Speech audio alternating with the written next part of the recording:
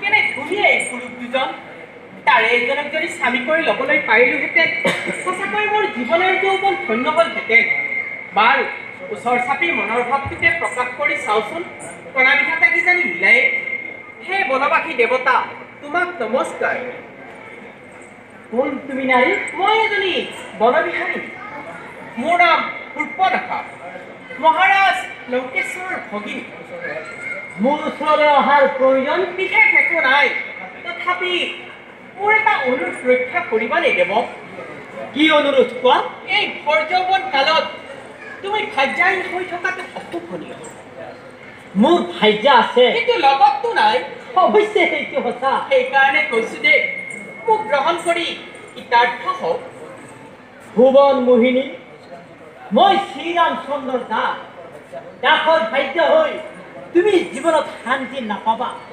সেইকাৰণে মই কওঁ তুমি দাদা ৰামচন্দ্ৰ ওচৰলৈকে যোৱা তোমাৰ দৰে ৰূপৱতী যুৱতীক দেখি দাদাই কিতাপ পাহৰি পেলাব আৰু তোমাক গ্ৰহণ কৰি তোমাৰ মনোবাঞ্ছা পূৰ্ণ কৰিব পেশাভৰা চকুলোৰে মই আৰু কিমান দিন কটাম তোমাৰ আদেশ মতে মই লক্ষ্মণৰ ওচৰলৈ গৈছিলোঁ কিন্তু তেওঁ মোক প্ৰত্যাখ্যান কৰিলে সেইকাৰণে পুনৰ চৰণত ধৰি কৰিছোঁ মোক গ্ৰহণ কৰি অভিলাষ পূৰ্ণ কৰক সীতা এই বনবিহাৰীয়ে তোমাৰ লগত সতিনী খাটিব খোজে তুমি কেনে দেখা কোন বনৰ বিধাতীয়ে মোৰ লগত সতিনী খাটিব খোজে প্ৰভু এই ৰাজপথে জানো এই জগতত আন কাষৰ খুজিবলৈ নেপালে এই ৰাজপথি তিলৰ ঠালে তৰৰ ঠালে থৈ দিবলৈ বাঞ্ছা কৰিছা কিয় নদীৰ প্ৰতিনন্দৰ দুই জ্বলিছে বুঢ়া বহি দজৰ যাত্ৰী দোকানতে নকৰা কি ক'লে তই হৈছ মোৰ সৌভাগ্যমতৰ কথা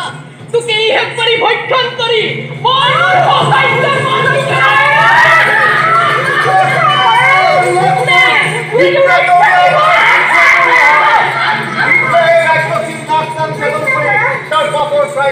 ভাই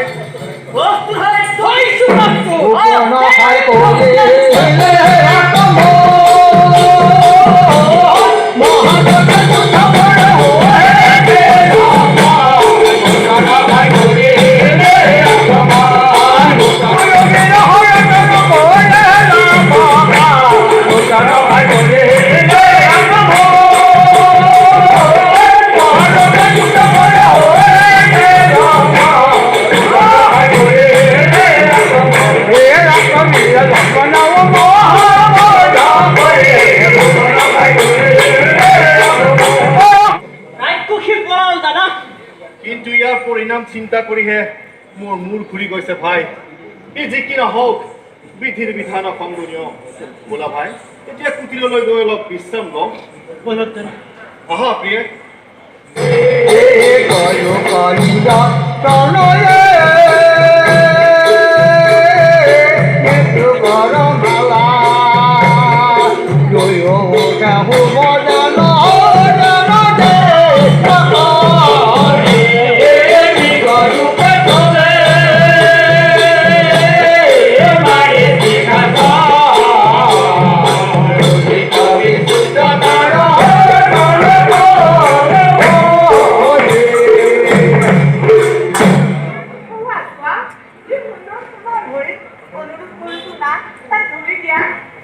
সঁচাকৈয়ে সুন্দৰ হৰিণ মোৰ বোধেৰে এই সোণৰ হৰিণ নহয় দাদা এই পূৰ্বা ৰাক্ষসৰ মায়া আমাক কিবা বিপদত পেলাব হেতু হয়তোৱে নতুন সন্দেহ উলিয়াইছে নিশ্চিন্ত হ ভাই যদি মায়াবী ৰাক্ষস হয় তেন্তে তাক বধ কৰি এই তপোবন নিষ্কণ্টক কৰি আৰু স্বৰ্ণমৃগ হয় তেন্তে তাক জীয়াই জীয়াই ধৰি আনি অসম্ভৱ হলে তাক বধ কৰি তাৰ চাউলখনকে লৈ আহিম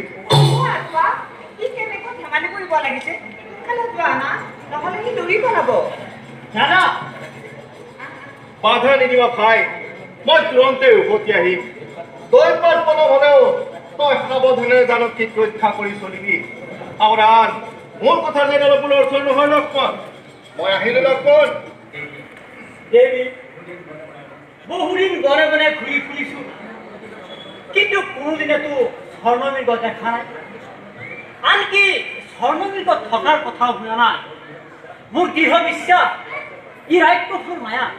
নহয় বোপা, এই সংসাৰত নানান ধৰণৰ পশু পক্ষী আছে। আমি আগতেই দেখা নাই সঁচা, কিন্তু আজিতো দেখিলো। নহ'লে হঠাতে ক'ৰ পৰা আহি নহ'লেতো ওলাবহি। আগত নেদেখালৈকে মোৰ কিন্তু সন্দেহ দূৰ নহয় দেৱী।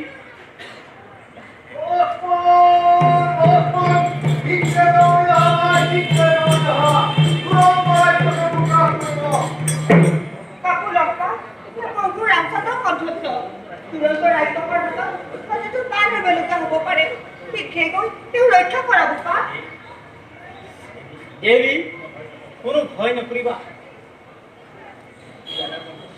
ই দাদাৰ কণ্ঠস্থৰ নহয়, ই ৰাক্ষসৰ মায়া।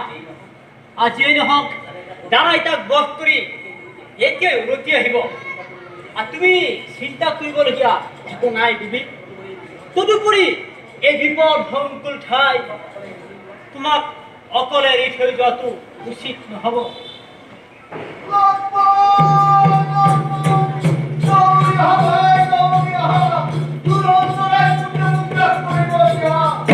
শুনিছানে বোপা, তেওঁ কঠোৰ কণ্ঠস্থ। যোৱা ভাই, মই মিনতি কৰিছো, তোমাক তেওঁক বিপদৰ পৰা ৰক্ষা কৰা। ক্ষান্ত হোৱা দেৱী,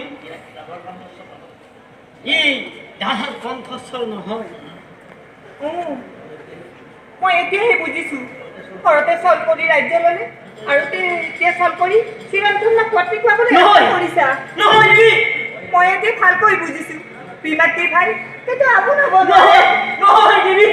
তই মোক পাবৰ আশাতে দাদাৰে অৱহেলা কৰিছা। মোক কিন্তু তুই নিশ্চয় জানিবি দুৰাত্মা, তোৰ এই পাপ বাসনা পূৰ্ণ হ'বলৈ নাপাওঁতে মোক সুধা কৰি জলজলত যাবি মোৰ পাইছে কৰি জলদি। জানকী, জানকী,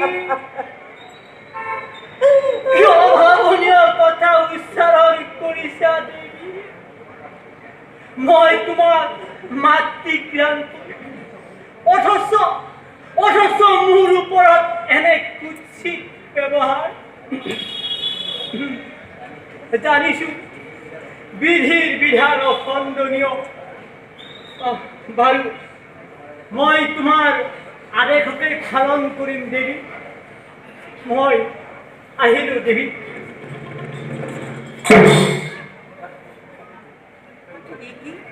হঠাৎ মোৰ চকুটো লৰি উঠিছে কিয়? সাক্ষী থাকিব পঞ্চৱতীৰ গছ লতিকা, সাক্ষী থাকিব পঞ্চৱতীৰ পশু পক্ষী নৈ নিজৰা, সাক্ষী থাকিব চন্দ্ৰ সূৰ্য আদি দেৱতা। ৰঘুমণি, ৰঘুমণি, মোক ক্ষমা কৰিবা।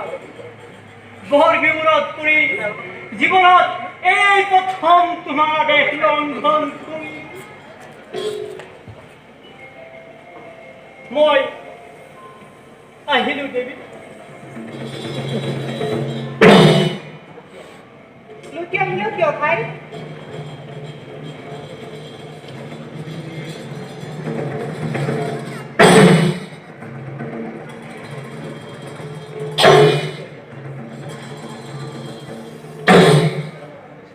ব্ৰহ্মা বিষ্ণু মহেশ্বৰক সাক্ষী কৰি মন্তব্যই তিনিটা ৰেখা অংকন কৰিলো দেৱী।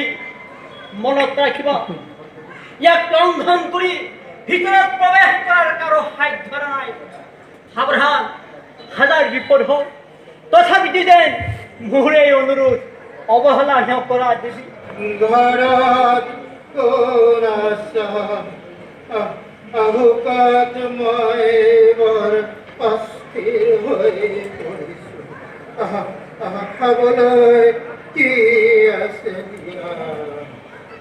তুমি মই তপস্বী ব্ৰাহ্মণাই, অনাহাৰত মোৰ প্ৰাণ যায়। মীৰাই, অনুগ্ৰহ কৰি অলপ সময় অপেক্ষা কৰা।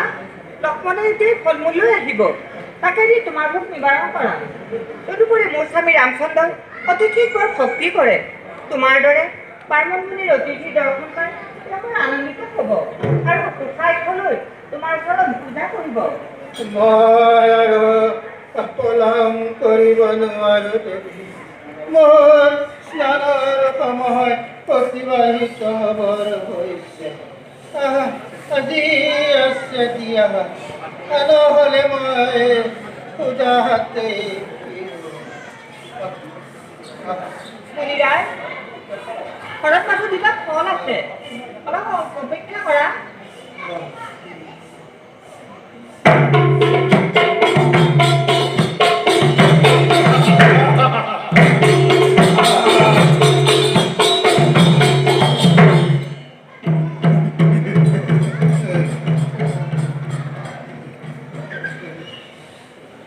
মুনিৰাজ, অলপ আগবাঢ়ি আহি কবিতা নিয়াহি।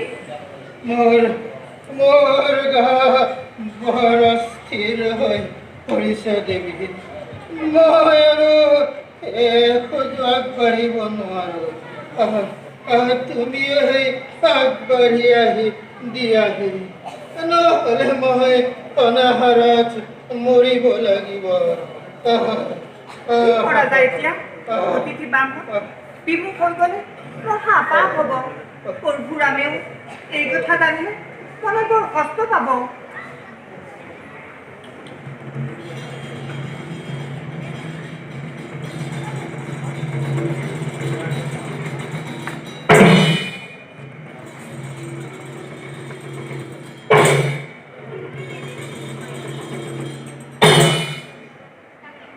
নিয়া এই ঘৰ।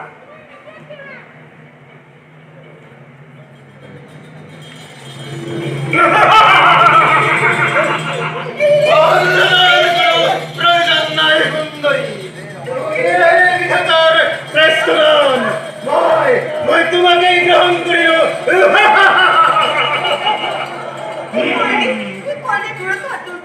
অধিকাৰ স্পৰ্শ কৰি কিয় এৰি দিলা? এই দিবার কারণে তোমার হঠাৎ ধরা নাই সুন্দরী। ই করিলাম তোমার প্রতি হবার যোগ্য। মই স্বয়ং দক্ষরণ, মোর নাম রাবণ। পিয়ে অলঙ্কারে লই যাও, তাত তুমি মোর ঘর রানী হবা আর আমার অন্যান্য রানী করব। তোমার গা কি ঐক্যবাহী কেনে?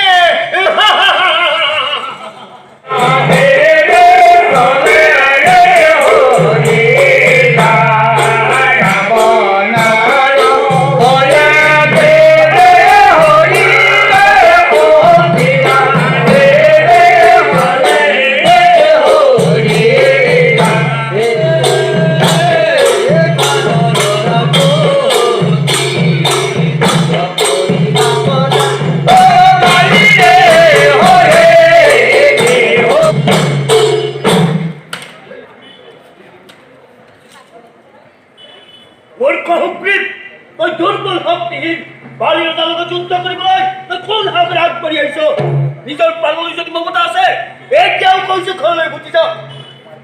আমার মিঠা বাক্য বাড়াই অকৃপণা আজি ভয় নকরে।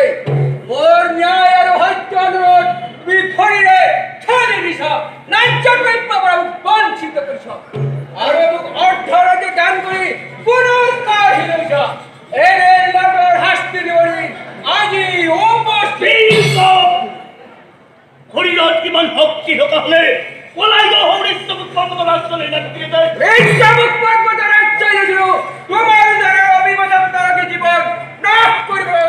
ভক্তি সঞ্চয়ের কারণে আজি বুড়ে ভক্তি সমাগত আজি নিশ্চয় জানিব তোমার মরিয়াতে এই যাব লাগিব। মোৰ মৰিয়াতে এৰি যাব লাগিব। শুনি হাইছে বাহাদুৰৰ কি খিলে যাব দাও। পিঠা বাক্যৰ প্ৰয়োজন নাই। তোমাৰ মহাবলৰ ঘৰত বহুমূলীয়া যি ভাৰাক্ৰান্ত য'ত খাদ্য ব্যৱহাৰ তোমাৰ সত্য কৰি সেই ঘৰ নাশক এসে তেতে মুখি লঞ্চে অন্ত হে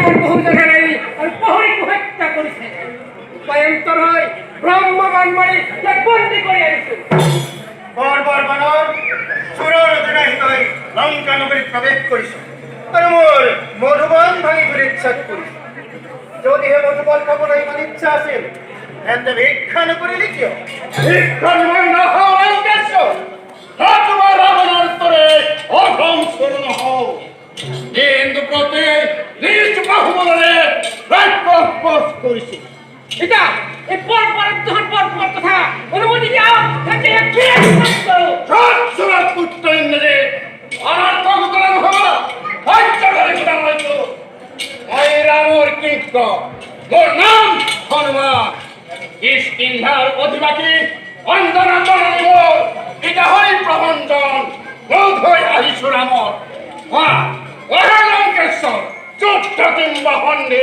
মৃত্যু কিংবা নতুন জীবন তিনবার বিচারে লঙ্কায় লঙ্কায় বিছানে তোর পুকুর কলিকা লাগে যদি গছর খরং তাকে আমি দিব পারো কিন্তু হে বানর পরিত থাকিব বন্ধা কি করে লঙ্কা ভাব কষ্ট ভবচরে এই অট্টালিকা চূর্ণ হব হারি হারি পুনর কারে এই দিনা লঙ্কার সন্তানে বিষয়র গছর বিচারে পট পটল সামান্য বানর নহময় করাতে সময়ের তিমুর হত্যের সিনাকে ইন্দ্রজিৎ যদি হেন হয়ে সামান্য বানর শরীরত বস্ত মেরুয়াই তো তালিকা অগ্নির সংযোগ দগ্ধ করা ভস্ম করে এই বানর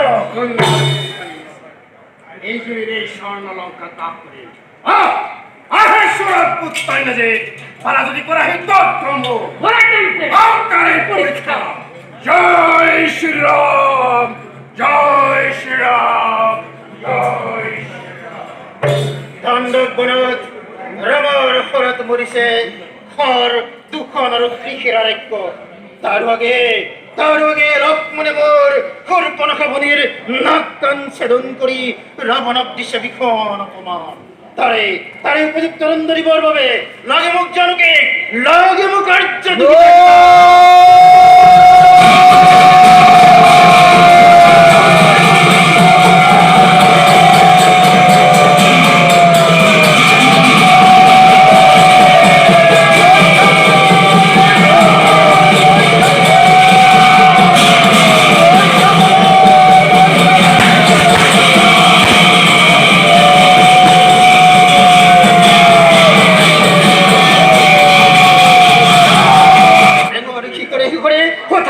ভয়ঙ্কর গুণী চলে উঠছে পুত্র কেড়ে করে চলে উঠছে পুত্র লঙ্কেশ্বর পর এই খতলা বিভ্রা বর নহি হিটু কোনবাই মায়াবী আহিছিল মায়া করে ছন্ন লঙ্কা দই করে হরির অরগনিয়ে খন্ত্রা বানর রুত্তর করে কুদই নগরি হারি কানে গড়ি করে চুই লই খেলা করে এই মায়াবী বানরে চন্ন হল ভূমিখাল রাজত তালিকা পিতা মূর দুঃখ দেখাই লঙ্কা রাখতে